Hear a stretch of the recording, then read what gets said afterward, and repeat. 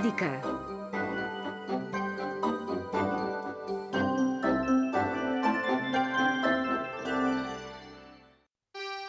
Gure bidaiarekin jarraituko dugu munduko kontinenteetan zehar. Gaur Errusiara goaz, munduko herrialderik handienera. Orain 1000 urte, Saltan Txarra zen Errusiako agintari. Gazte galanta zen, ausarta eta dotorea, baina ez zeukan emazterik. Arratsalde batean, jauregiko korridoreetan zehar zebilen harata ona, aspertuta. Eta 3 ezpaizketan entzun zituen. Ni txarrarekin ezkonduko banintz, zioen Alexandra dukesak 3 gazteenak. Semerik galantena emango nioke, eta handitan munduko erregerik onena izango litzateke. Txarrak, hitzok entzutean, ura izango zela ezkontzeko neska egokia pentsatu zuen. Joan zen ba, uniformerik dotoreena jantzita, eta dukesari berarekin ezkontzeko eskatu zion.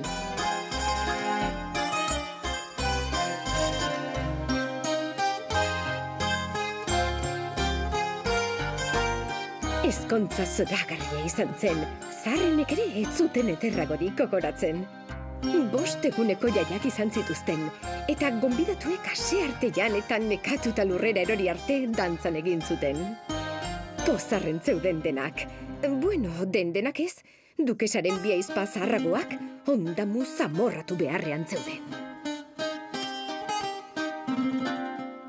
Saltan Txarra. Senar-emazteak zoriontsu bizi ziren ezkonduta, baina hilabete batzuk igarota, Saltan Txarrak gerrara joan behar izan zuen. Bere erresuma zabalaren beste muturreraino, Gengis Khan ankerraren armadari aurre egiteko. Txarrak, bere zaldi bikainaren gainean, batalla handiak irabazi zituen etsaiaren kontra. Bien bitartean, Alexandra dukesak haurtxo zoragarri bat erditu zuen. Gidon izena jarri zioten. Gidon mutiko ederra zen, hile horia zeukan eta masaila bete-beteak, amarentzat ez zegoen ederragorik.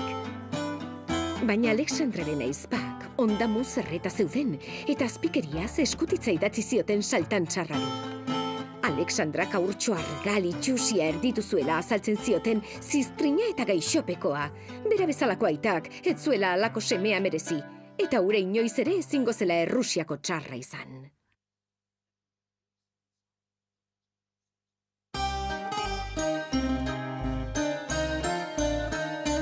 Gezurra zen guztia, baina ahizpak ondamu zeuden Txarra Alexandrarekin ezkondu zelako eta ez euretako batekin. Ezin zioten barkatu Txarrak bera aukeratzea. Eskutitzura irakurri zuenean Txarra sutan jarri zen. Izan ere, ahizpen gezur guztiak sinetsi zituen. Dukesak ez du berak esandakoa bete. Ni baino errege hobea izateko semea eman behar zidan, esan zuen minduta eskutitza txiki eginez. Eta haserreak itxututa, agindu ikaragarria eman zuen. Alexandra eta haurtxoa, upel batean sartu eta itsasora botatzeko.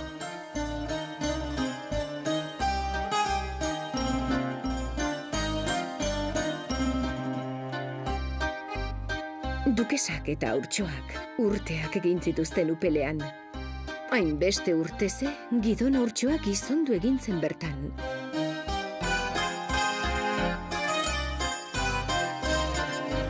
Egun batean, itsasoak uharte bateko hondartzara bota zuen upela.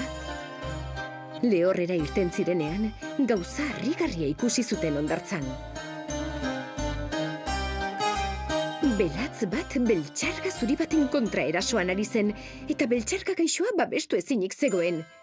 Gidon gazteak bizkor irten, eta belatza uxatu zuen beltxarga heriotzatik salbatuz.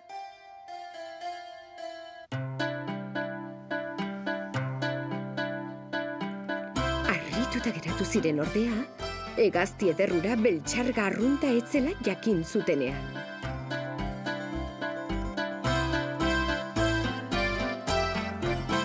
Magia egiten zekien.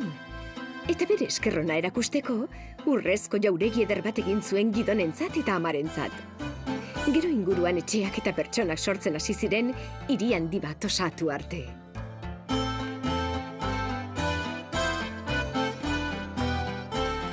Gidon txar egin zuten, eta erregealdi luze, baketsu eta oparoa izan zuen.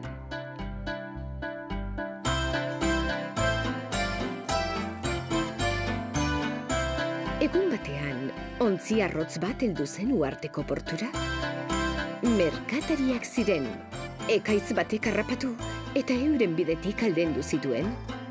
Merkatariek Errusiara zihoazela esan zioten Gidoni saltan txarrarengana, ontzian zeramatzaten gauzak saltzeko.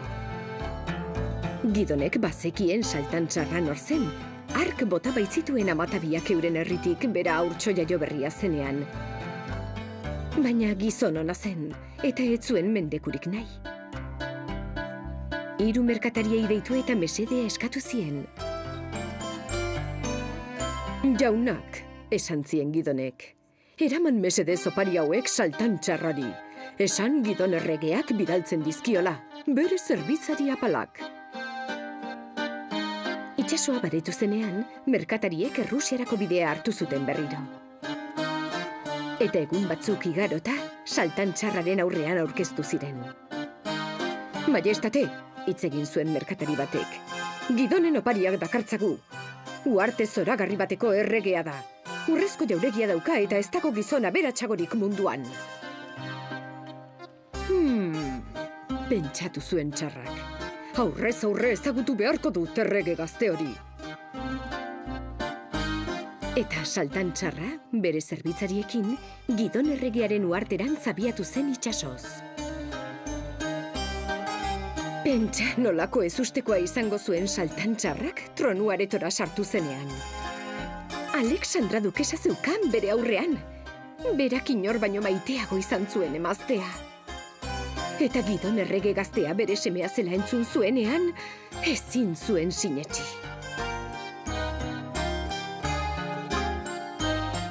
Orduan agertu ziren Alexandraren aizpen gezur eta maltzurkeria guztiak.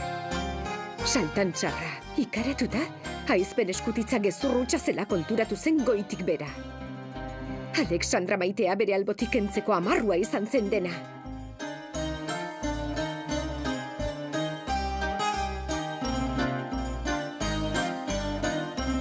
Saltan txarrak etzien barkatu Alexandraren aizpei, euren gezurrekin kalte handiak egin baitzituzten.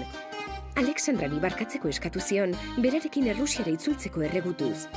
Txarraren jauregian biziko ziren elkarrekin. Alexandra Errusiara itzuli zen, baina Gidonek uhartean jarraitu zuen, eta urte asko egin zituen bertako errege. Gaur egun, inoiz izan den erregerik jakintsuenetako bat eta onenetako batela diote denek.